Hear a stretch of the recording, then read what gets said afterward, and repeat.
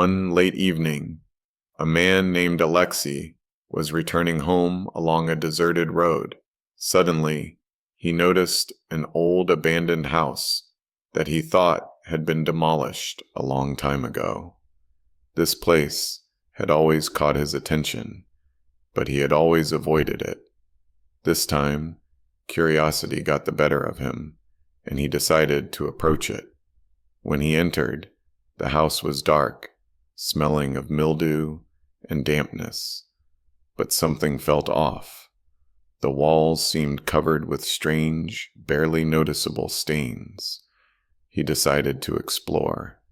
In the corner, a dim candle flickered, making a hollow, muffled sound, as if the flame could barely draw in air. Alexey approached the candle, and at that moment, he heard a faint, almost inaudible step behind him.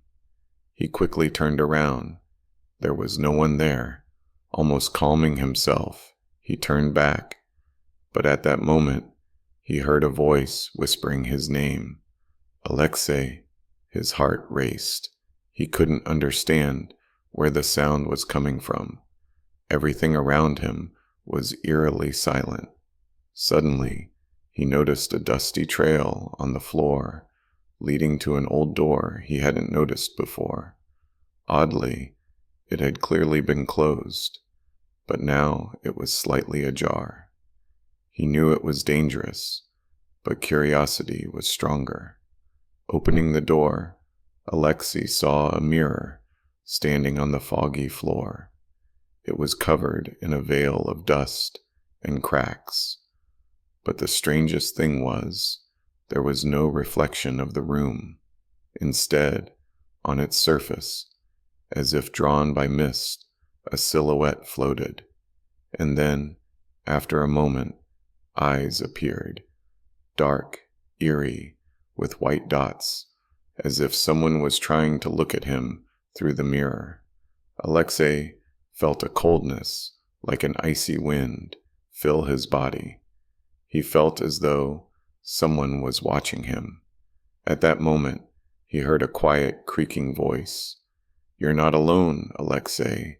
He wanted to run, but his legs wouldn't obey. His gaze caught on a word written in blood-red letters on the mirror. "Don't look back." Alexey felt his eyes unwillingly rise, and he saw himself. He stood in the doorway, but his gaze was empty, like that of a corpse. His eyes were dark, devoid of any light, and his face was covered in a layer of some sticky black substance. The same Alexey stepped toward him, and his voice, now deep and distorted, said, "You have to leave, otherwise you'll stay here forever." But his body, as if alien, moved forward, each step bringing him closer to the mirror. He couldn't move, couldn't resist. As soon as he approached the mirror, he realized this was not just a reflection. This was his end, and the moment his fingers touched the glass, he felt something cold and terrifying grab him by the throat.